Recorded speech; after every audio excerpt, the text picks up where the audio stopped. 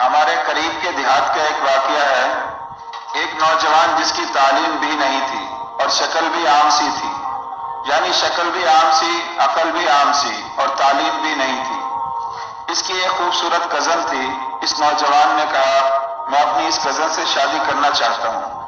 چنانچہ ماں باپ نے ادھر زور دیا، لڑکی والوں نے لڑکی سے پوچھا تو لڑکی نے شروع میں ہاں کر دی۔ نکاح ہو گیا، رخصتی بھی ہو گئی، لیکن جب وہ آ کر اس کے پاس رہی تو اب اسے پتہ چلا کہ یہ تو پکا جاہل ہے۔ وہ سوچ میں پڑ گئی، نہ عقل ہے نہ شکل، زندگی کیسے گزرے گی۔ چنانچہ اس لڑکی نے دل ہی دل میں اس نوجوان کو ناپسند کرنا شروع کر دیا، مگر خاموش رہی۔ شادی کے 3-4 دن بعد عام طور پر دلہنیں اپنے ماں باپ کے گھر جاتی ہیں، یہ لڑکی بھی گھر گئی۔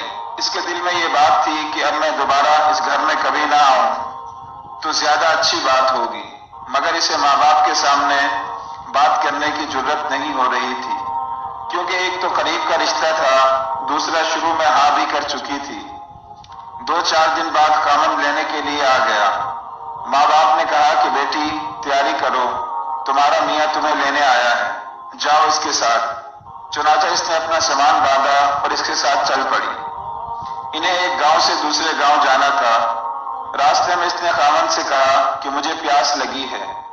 قریب ہی ایک کنواں تھا۔ خامند نے جا کر ایک طرف گٹھڑی رکھی اور کنویں کے ڈول کے ذریعے پانی بھرنے لگا۔ بیوی کے دل میں شیطان نے ایک ایسی بات ڈالی کہ اس نے پیچھے سے اپنے خامند کو کنویں میں دھکا دے دیا۔ جب دھکا دیا تو خامند کنویں میں جا گرا۔ اس نے دل میں سوچا کہ اب یہ مر کھپ جائے گا اور ہمیشہ کے لیے اس سے جان چھوٹ جائے گی۔ اب وہ واپس ماں باپ کے گھر چلی گئی اور اس نے ان کے پاس جا کر عورتوں والا مکر کیا۔ عورتیں مکر میں تو مشہور ہوتی ہیں، ویسے ہی اس نے بھی مکر کیا۔ وہ روتی ہوئی گھر پہنچی۔ ماں باپ نے پوچھا کیا ہوا؟ خامند مجھے بٹھا کر کہیں چلا گیا، میں اتنی دیر تک اس کا انتظار کرتی رہی، میں اکیلی تھی، مجھے ڈر لگنے لگا کوئی غیر مرد آ جاتا تو میرا کیا ہوتا۔ مجھے جان کا بھی خطرہ تھا اور عزت کا بھی خطرہ تھا، وہ تو بڑا بے پرواہ آدمی ہے، اس لیے میں واپس آ گئی۔ یہ سن کر ماں باپ کو بھی بڑا غصہ آیا کہ اس نے ہماری بیٹی کو اس طرح لاوارث چھوڑ دیا اور خود کہیں چلا گیا، یہ ایسا بے وقوف انسان ہے۔ اب ادھر کی بات سنیں۔ جب خامند پانی میں گرا تو جان بچانے کے لیے اس نے ہاتھ پاؤں مارے تو اس کا ہاتھ اس رسی پر پڑ گیا جس کے ساتھ ڈول بندھے ہوتے ہیں۔ اس نے اس رسی کو مضبوطی سے پکڑ لیا اور ڈوبنے سے بچ گیا۔ کافی دیر کے بعد اس نے ہمت کی اور آہستہ آہستہ رستے پر چڑھتے چڑھتے باہر نکل آیا۔ باہر نکل کر اس نے سوچا کہ میں کیا کروں۔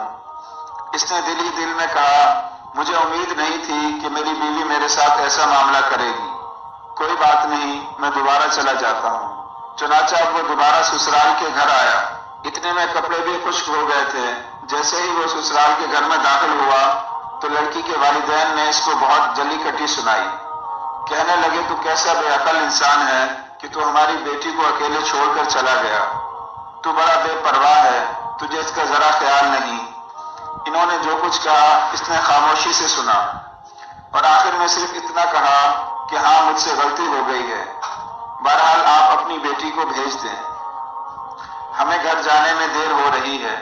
جب انہوں نے دیکھا کہ یہ بہت شرمندگی کا اظہار کر رہا ہے تو انہوں نے پھر بیٹی سے کہا کوئی بات نہیں، اب تم چلی جاؤ۔ اب بیٹی تو چل پڑی، لیکن اس کے دل میں ایک بات بار بار آنے لگی کہ اگرچہ یہ ان پڑھ تھا، اگرچہ یہ بے عقل تھا، شکل اچھی نہیں تھی، مگر میرے ماں باپ کے سامنے میرا عیب تو چھپایا ہے، اس کا دل بڑا ہے۔ اگر یہ میرے ماں باپ کے سامنے میری حرکت کھول دیتا تو میں تو ماں باپ کو چہرہ دکھانے کے قابل نہ رہتی۔ اس ایک بات پر اس لڑکی کے دل میں خامند کی ایسی محبت پیدا ہوئی کہ اس نے اپنی بقیہ پوری زندگی اپنے خامند کی محبت میں گزار دی۔